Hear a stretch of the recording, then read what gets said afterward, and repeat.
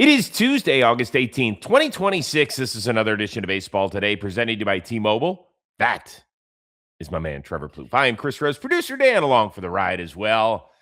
All right, busy day around here, and we're going to get going. We don't give it defense enough love around here, but we do today in our tip of the cap. France punches one to right center. This one's falling fast, and that's down for a hit. Cronenworth to third. The throw by Bench for a play. He's going to be out by a mile. Haven't they gotten the scouting report? Line to the right field. That's a base hit from Merrill. Now they're going to challenge him this time. Here comes the throw by Bench. Machado is going to be out at the plate. 2 in 1 inning for Carson Bench. Are you kidding me? Stop running on him. That's right. Stop running on that. How many defensive runs saved does he get that inning? It should be more than 2. I have no idea how that works. I try to understand it quite often, to be honest with you. He's a stud. I love when guys throw. That's been a thing of mine this year is we don't have enough outfield arms anymore. I watch guys throw from the outfield. It's never accurate. The arm strength isn't necessarily there. Getting the ball out of the glove isn't necessarily there. But then there are some guys, Carson Bench being one of them, who can do it all. And they really stand out when you see him throw. So A+. I love an outfielder with an arm. I freaking love it. Who was the best outfield arm you played with? Ooh, gosh, that's a good one. I mean, arms are different. Like arm strength doesn't necessarily equate to being a good defensive outfielder that can throw. I really think it's about accuracy, number one, and then how quick can you get rid of it? I don't know if I played with anyone that like really comes to mind. I was like, oh my gosh, this guy can absolutely throw. Kadire was accurate. I remember that being a thing, but nobody really comes to mind. I mean, yeah, Aaron Hicks, I played with him and he had the arm. So yeah, it's got to be Aaron Hicks. That's a good one. Dan reminded me of him. Good. All right, we're going to get it going. South side, north side. My God, they've only played 4 times this year, but sign me up for a bunch more because some of these games have just been a blast. Last night, Cubs had the lead. White Sox get a pinch hit home run from Benintendi. Cubs get a clutch hit from Nico Horner to force extras. And then Chicago's superstar, that's the Cubs superstar, takes center stage. The 2-1. High fly ball. That's to right. That's back. That is gone. Ball game. PCA walks it off in the 10th. And the Cubs knock out the Sox in 10. That was a first. I've never done that before. That was special, man. I mean, it's a different kind of atmosphere when you're doing the whole crosstown thing, and I mean, people showed out for sure, but just an unbelievable job of staying in the fight like we always do, and yeah, we're never out of that thing. So, I mean, dude please tell me you were watching last night. I was watching. I was slicing up my tri-tip. I was watching the end of the game, watching Jordan Hicks blow 102 in the White Sox bullpen, back and forth. And I remember distinctly being like, hey, telling my kids, PCA's up, because they love the fact that, like, any ball player they think, like, is my buddy, they love to watch. And 2 swings in, here's the walk-off, and my son was screaming, and it was cool, man. That's a big moment. The game back and forth. I mean, if you really think about it, like the Cubs dominated, right? Shota was fantastic. Another double-digit strikeout performance. He gives up a home run to Grichuk, and then they pinch hit Benintendi in Grichuk's spot late in the game. They give up a home run to him. Other than, I was like, the Cubs dominated this game, and the White Sox are going to end up winning. And then Nico Horner gets the huge hit. It's PCA, dude. I mean, he has become a top 5 player in the sport. With what he's doing offensively this year, yeah, I mean, there's no hole in his game, like none whatsoever this year. So yeah, I would put him up there. I mean, you could say even higher than that, especially this year with some of the guys that are injured. So there are a lot of Cubs fans that will say, hey, we understand the Shohei argument. Even Nico Horner was talking about it post-game. He goes, I get it, what Shohei does with the pitching, even though he has not thrown here in the second half. He goes, but PCA steals runs too, like better than anybody in the field, and that counts too.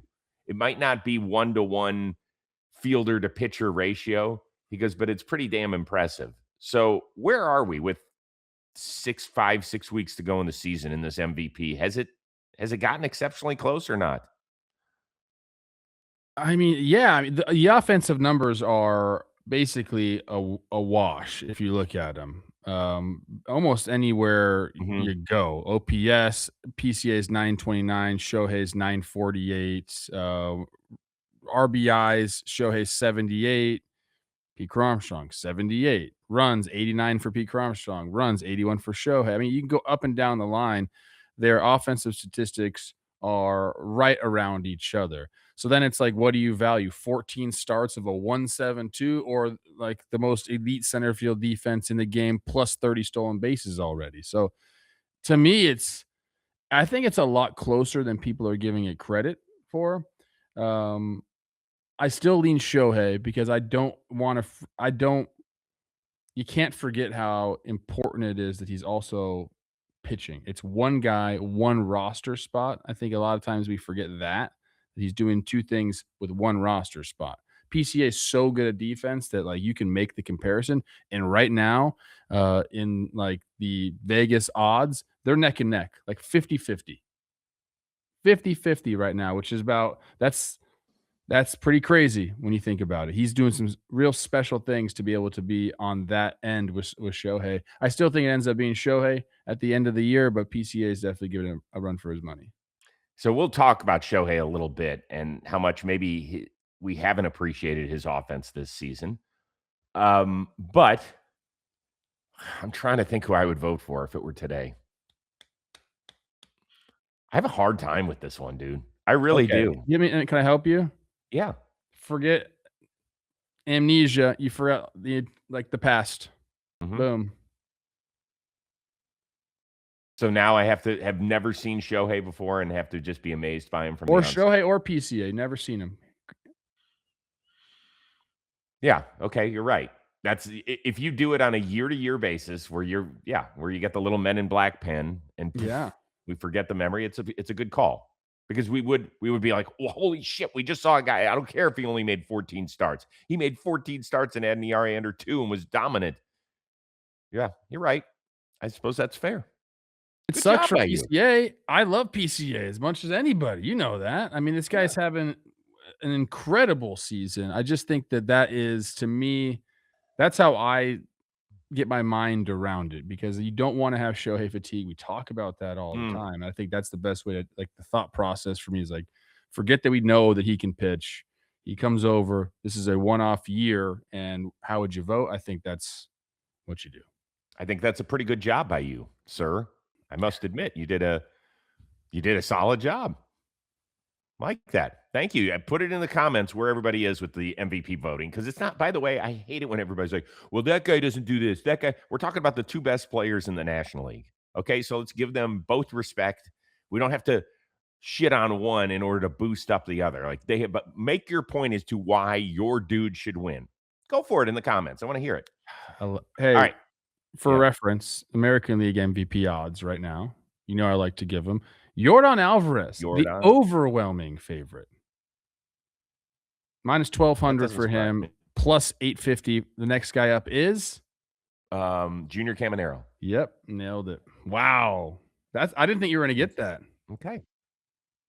I didn't either. I was just trying to think of decent teams and good players. So there Yeah. you go. This Junior Caminero has certainly appeared in this segment. It's time for our Blast of the Week presented by Mountain Dew Baja Blast, where we take a look at the 420-foot plus home runs from this past week. We got some good ones.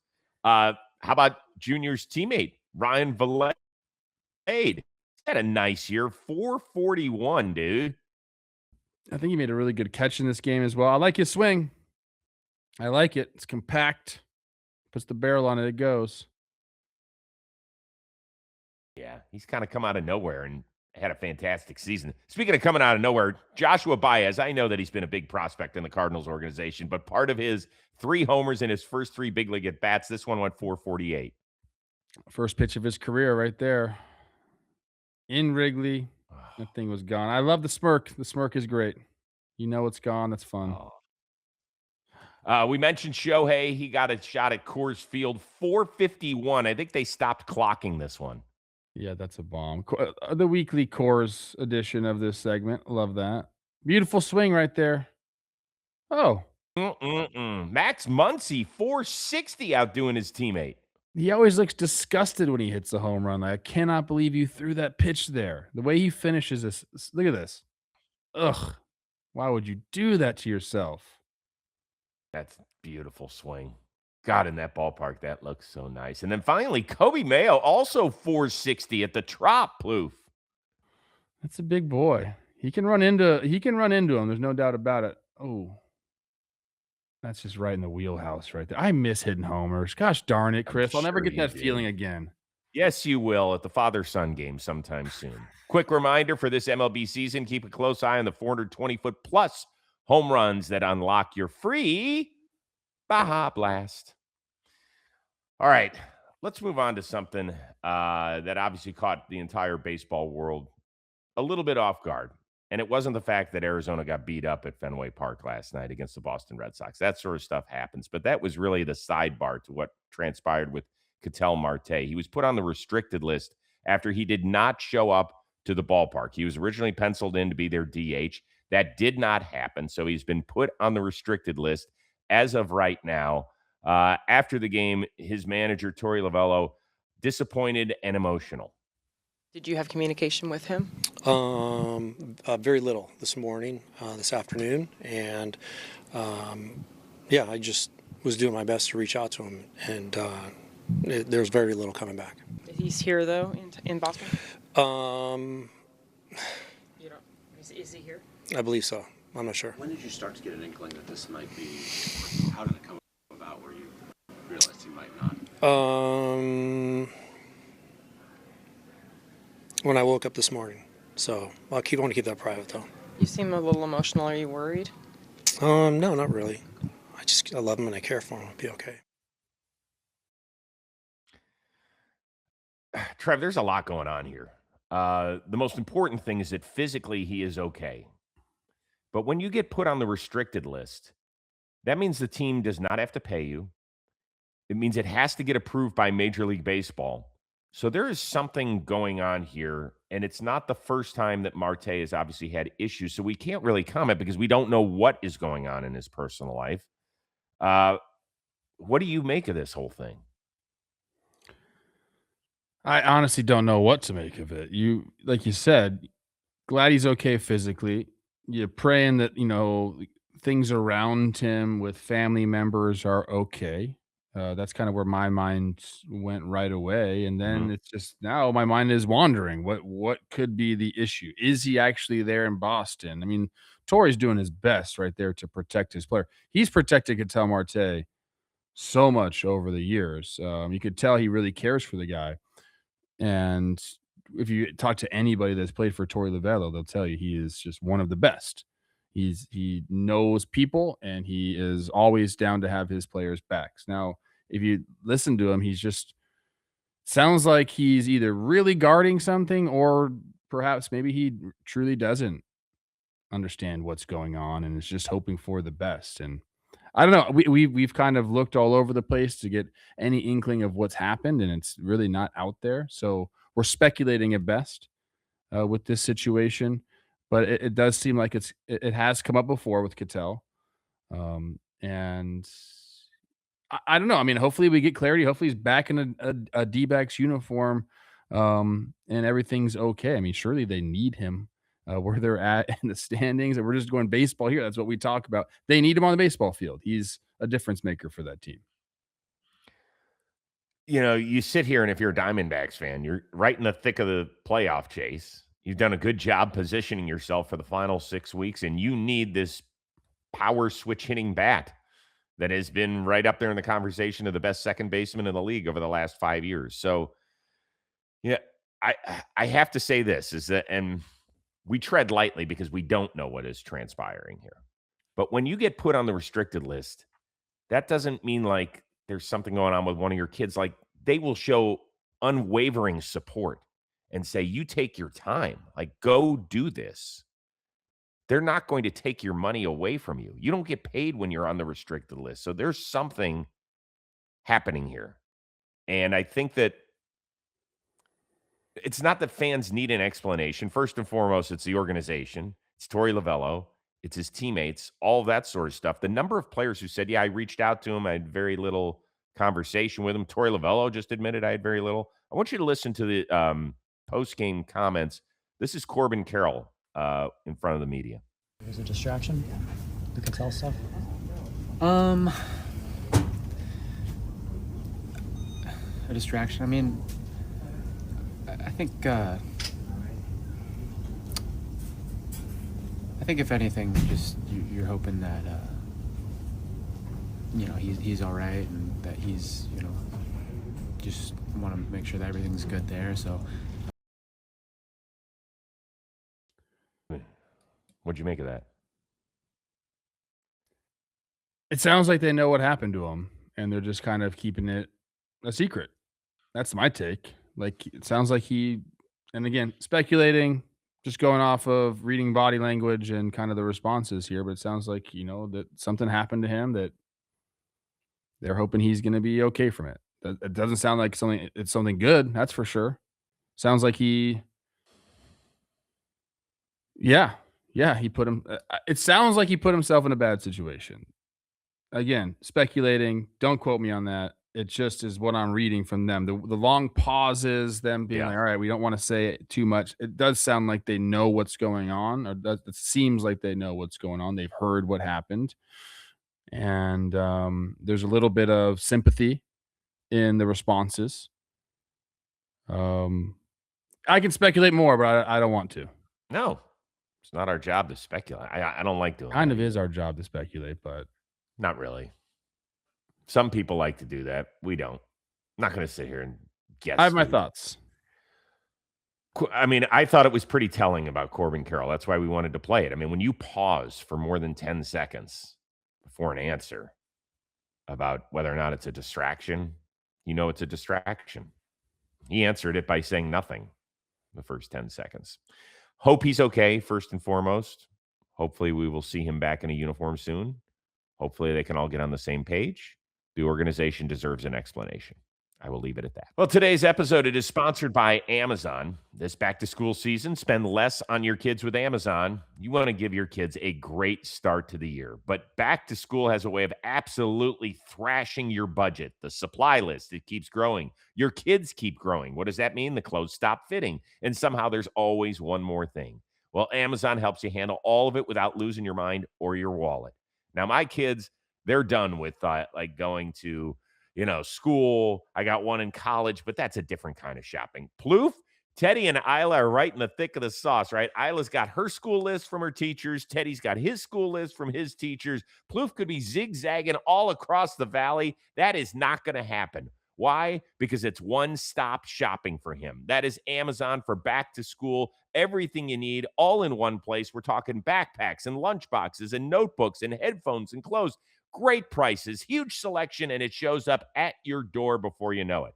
So remember, with Amazon's low back-to-school prices, just spend less on your kids because every dollar you don't spend on them is a dollar you have not spent on them.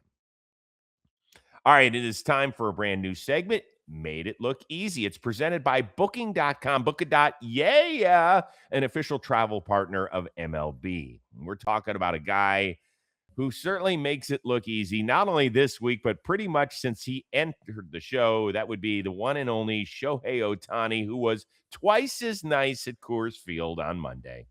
This ball was absolutely incinerated. Long gone again. Yeah. Incinerated Steven Nelson. I hear you. I love the Dodgers celebrating in the pen of catching that one. You needed like the Inspector Gadget arm to keep going all the way up in order to catch that ball. First of all, you ever mush one like that? Yeah, I've mushed a few balls in my day. Absolutely. I mean, do I hit them as far as Shohei? Probably not. But I've hit a few. And, you get those breaking balls. You put a good swing on a breaking ball. For some reason, I don't know how the spin comes off, but you can launch those bad boys. Yeah. Good terminology. You mushed a few balls in your day. That was nice. I like that. We talked about him a little bit earlier, and I think I know the answer to your question. But have we kind of underappreciated his offensive season because it hasn't been certifiably insane? It hasn't been that different than his other seasons. I mean, right now we're sitting at a 948 OPS career-wise, 955 for Shohei. Last 2 years, did he one dot? Yes. He's actually has the same exact OBP as last year, 392. The slug is a little down. He's got 29 homers this year, 54 and 24, 55 and 25. So, that's not necessarily going to be there. Now, can Shohei get hot and get to 40? Absolutely.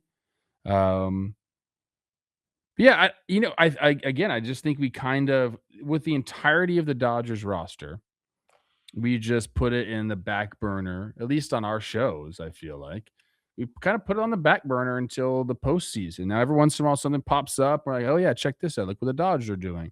But we have them in that category, and then you mix that with the Shohei fatigue, and yeah, like I think there are times where we forget just how damn good this guy is. Um, but I don't know. I mean, he's having a fantastic year this year. I myself, yeah, I'm just waiting to see him in the postseason. He's not doing anything that's like, as far offensively, that's like, oh my gosh, historic this year. He's still having an incredible year, one of the best offensive years in the big leagues, but he's just set the bar so damn high, Chris. So he's probably not going to get to 40 homers for the Good. first time since 20. Yes, he could. He needs 11 more, but I don't know if he's going to play. Like they might slow play him a little bit down the stretch. Could. So let's see here. The last time he finished below 40 homers was 2022. He did play 157 games that year, but wasn't that the year that he hurt his arm? I want to say that was the year he hurt his arm and didn't, but still play. Well, no, maybe that wasn't. No, that was 2023. Okay, so 34 homers.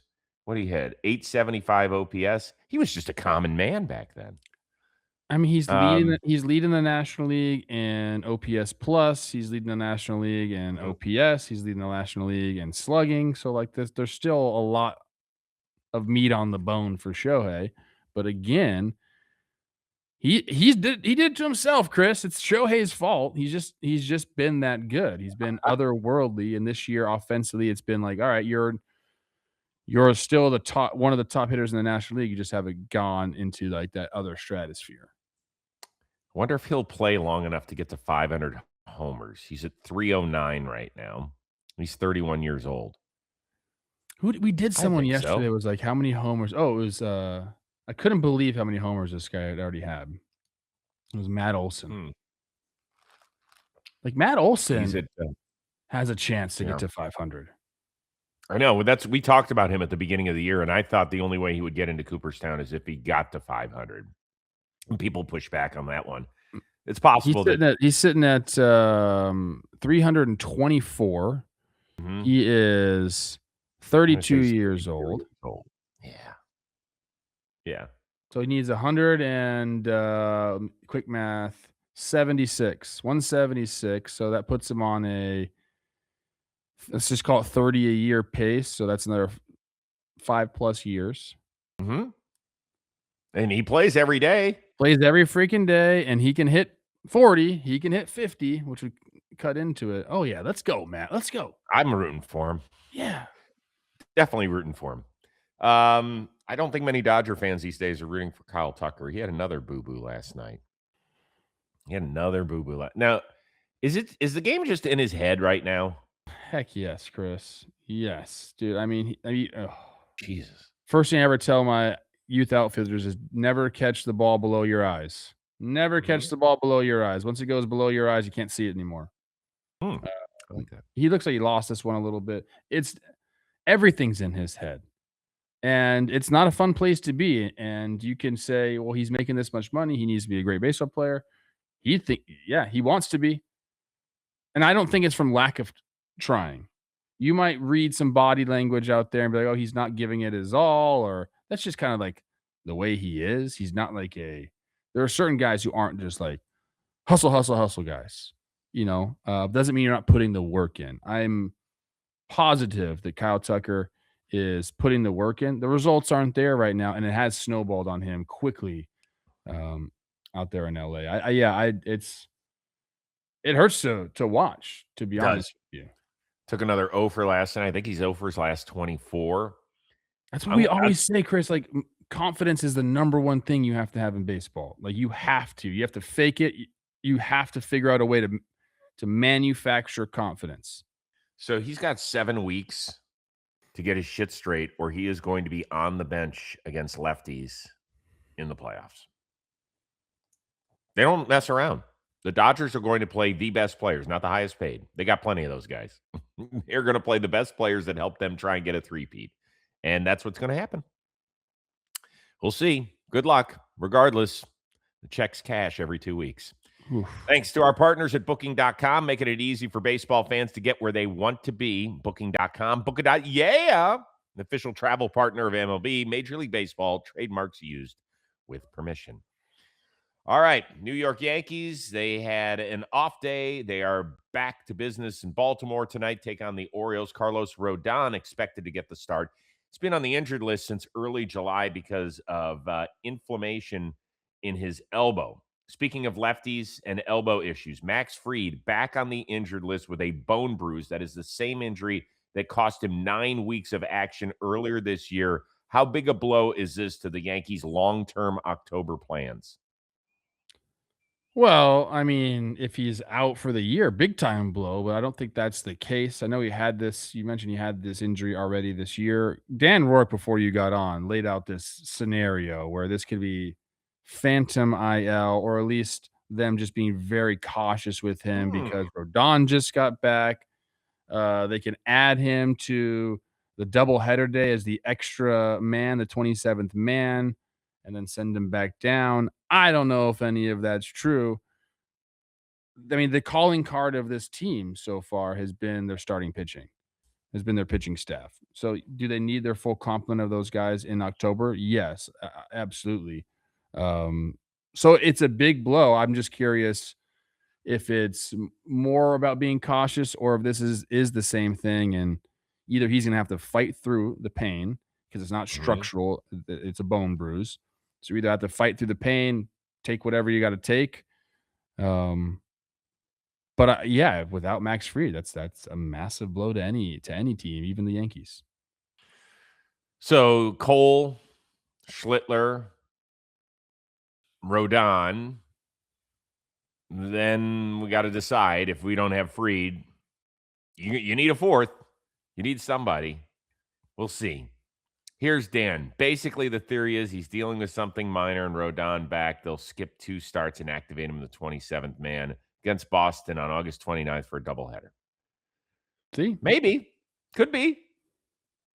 Or it could be worse. I hope not. I'm a Max Fried guy. A lot of Valley guys on the show today, huh? Yeah, a lot of Valley talk today. Yeah.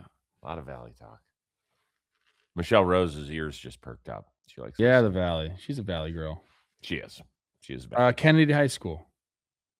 Good call. Not too far from my love's high school, Granada Hills. Very good. By the way, honey, do we know if this is decaf or not? It doesn't say it, so I might. Oh, it's not, huh? Oh yeah, all right. Oh. Get fired up. I have to take my heart medication today. Damn it. I can't. I had a half cup. You can drink caffeine. Stop being a wuss. All right. Go. Everybody heard it. Michelle did not get me decaf. I don't know if she's trying to kill me or not. She wants you fired up today. Let's go. She wants me fired up. She wants the blood. Need a little extra. Come on. She saw me kind of sitting on Brady's couch while we were putting together his room at the fraternity house yesterday. She's like, "Look, I need some energy." What do you? This is a massive mug right here. Is that just straight black coffee? Oh, black coffee. Yeah, I make nice old school with like the pot of coffee. Oh, nothing better. Trying to kill me, huh? Do you love me or not? Did you hear that devilish laugh? She loves you, Chris. Okay. Let's just Yankees are going to be fine. That's my take on this. They do have the starting pitching depth. Even if Fried goes down, you put out Ryan Weathers in there in that rotation. You got guys to piggyback on him. You have a nice 3, even without Fried. Do they want him? Of course. I actually like Dan's working theory. It's a good job by Okay. him. Good job, Dan. Ever since you popped on the show and Plouffe let you talk a little bit, you've been in a different stratosphere. Good work. All right. This episode sponsored by T-Mobile. Baseball has always been a game of inches. Now it's also a game of seconds. T-Mobile and MLB have teamed up to bring ABS Challenge to all 29 ballparks across the United States. And folks, this isn't a minor upgrade. This is the most significant new technology in the history of the sport, and it's powered by T-Mobile. With every pitch thrown, ABS Challenge uses real-time precision to verify the call, giving them the support they need. No delays, no guesswork, just accuracy at the speed the game demands. Thanks to ABS Challenge, T-Mobile is helping power the moments that define the game. When performance and reliability are non-negotiable, MLB turns to T-Mobile. Folks, that's not a coincidence. That's what happens when the most innovative network in the country powers the most data-driven sport in the world. T-Mobile powers MLB's most ambitious technology, and America's best network powers your connection to baseball, home or away, every pitch, every game, every day. T-Mobile, it's better over here. All right, a few other quick hitters before we get out of here for the day. Phillies beat the Marlins by a single run, and it was quite controversial. Miami, bases loaded, down 3 late in the game. Javier Sanoja rips one down the line, but it's actually called foul initially. As you can see on the replay, it is clearly fair. So the Marlins, because the ball's behind the bag, can challenge it. They do. The umpires get together, and they say 2 runs score on the play, even though Otto Lopez was the runner at first, and we know that that dude can flat out fly. Did the Marlins get screwed? This was bases load. Yes, they got screwed here. You know what? I wasn't sure exactly where we're going with this. If I was thinking of Sanoja gets to third there, but it's if Otto Lopez scores from first. Yes, they got screwed. He's scoring right there, and I believe the rule is in front of the umpire. It has to get past the umpire, even if it's past the bag. It doesn't matter. It's in front of the umpire. Isn't that the rule? Well, regardless, it was passed. It was past the umpire. It was a fair ball. They got the call right there. But if you're asking me if Otto Lopez scores from first base on that play right there as it goes into the corner of the right field, Yeah, he's he going to scores. score. Yes, he does. He scores. And there's 2 down. He's going with the crack of the bat. He's already probably 3/4 of the way to second when the ball gets past Yeah, first because base. nobody's holding him on at first base with bases loaded. Yeah. There's no one even in the picture. Right. He's scoring. Now, the question is, do you have a problem with umpires either not knowing or having the ability to judge the speed of base runners, right? If that's a backup catcher who can't move at all, he's probably not scoring. So would you rather have them start to decide on a case-by-case basis or just play it safe like they did last night? I'd rather them just get the call right so we can see the play unfold, number one. That's kind of like the whole thing. Like, hey, you know what? Don't they do that in some sports where you play it out and then it's soccer, right? Well, in soccer, if someone's offsides, you Yes. play it out. You continue to play it out, and then they go back and look. It's possible we could adopt something like that in the big leagues where it's like, let's play this out, and then we'll go back to see if it was fair or foul. Right? Yes. Yeah, they do. I mean, they have an offsides camera. They have the technology. They used it multiple times in the World Cup, like every game. And in the NFL, I will tell you this, they tell the referees to err on the side of letting the play finish. So if there's like a possibility that it was a fumble, let it call the fumble on the field. Now, that's dangerous because you have to have conclusive evidence to overturn stuff. So you're giving the benefit of the doubt to one side.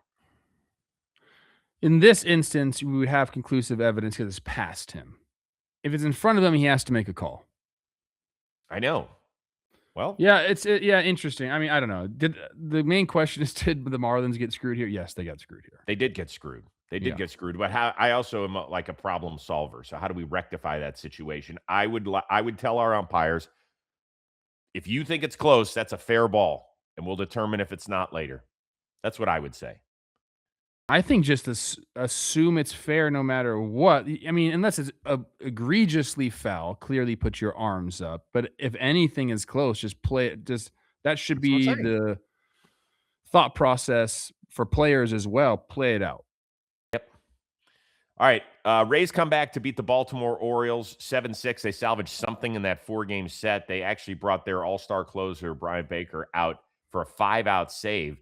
But it was really kind of the post-game that had everybody talking about this one. And I got to take you back to Sunday first. Joel Pozo, who actually ended up grabbing his junk after a walk on Sunday. Watch this. He turns toward his own dugout and does this. So the Rays must have seen this.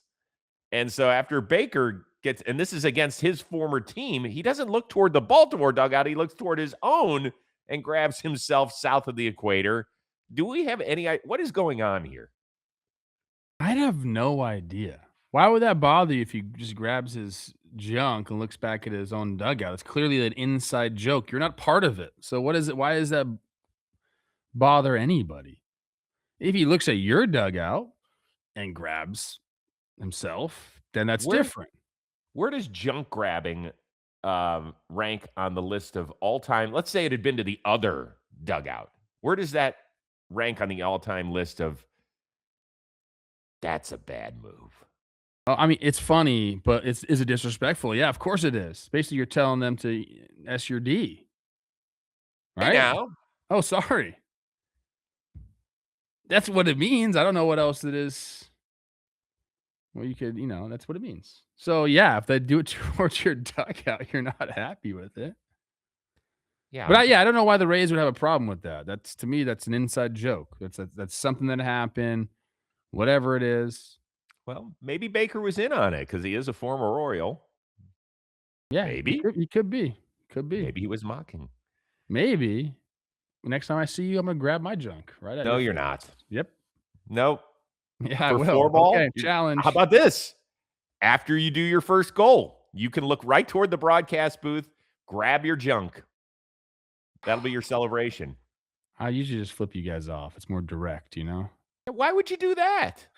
I have my problem with the booth in the warehouse. You know that. We're always fighting. Why don't you just order me a coffee that's non-decaf? Why don't you just get in I line didn't and know go I do couldn't that? get you a regular coffee. I got to be cautious of that. No espresso martinis for us at our restaurant. I've already got my palpitations going today. Just make sure we have that reservation ready for, what is it, next Thursday? What's that?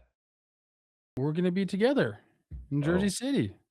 Yes, we will be there. That's true. I can't wait. Last thing. It's been going the wrong way for the Pirates, but this part was good. It's been a while since we talked about tarps off, but the fans in Pittsburgh, they kind of took it to a different level where they formed a Pirate P in the crowd as well. Scale of 1 to 10. How high are we clapping there for this? I'll give it like a 8. I think that's creative. I like it. Tarps off it's run its course probably. I think I'll get back on tarps off during the playoffs when it's like packed stadiums and people are there. Although I think it might be hard to get a whole section of tarps off because there'll be a lot more people in the stadium. But if they can do it during the playoffs, we'll be back in on it. And it gets a little chillier too in some places. Even better. You could be cutting glass with those nipples. Got to be careful. You and I, we'll do tarps off. You're a big tarps off guy. I have a zero problem. Even with this dad bod, and this could be in the dad bod Hall of Fame. I have to be honest with you. Because it's not so awful that you're like, oh, that is terribly sloppy. But it is right. I am like the perfect dad bod. There's a little bit of goo. All right. A little bit of gloppiness. I'm also not at my best. Olivia's been making sourdough for the past 6 months, maybe even longer. And we always have a beautiful sourdough loaf. So I eat that, some salted butter. Like, I mean, come on, man. Like, what's she trying to do to me? Is it decaf or not, the sourdough? It's fully loaded. I'm kidding. Michelle is not laughing at those jokes, by the way. She's very upset. That was not a funny joke. I don't know where you're even going with that one. You put me in a bad spot right there. What do you mean? Put you in a bad spot? Yeah. You try to have me play along with your bad joke. I don't like that. Was not a bad joke. It's called continuing a theme throughout. All right. We got to wrap it up. Special shout out to our one-of-a-kind producer, Dan Rourke, the uber-talented Trevor Plouffe, I am Chris Rose. Fingers crossed. I will see you Wednesday on Baseball Today, presented to you by T-Mobile.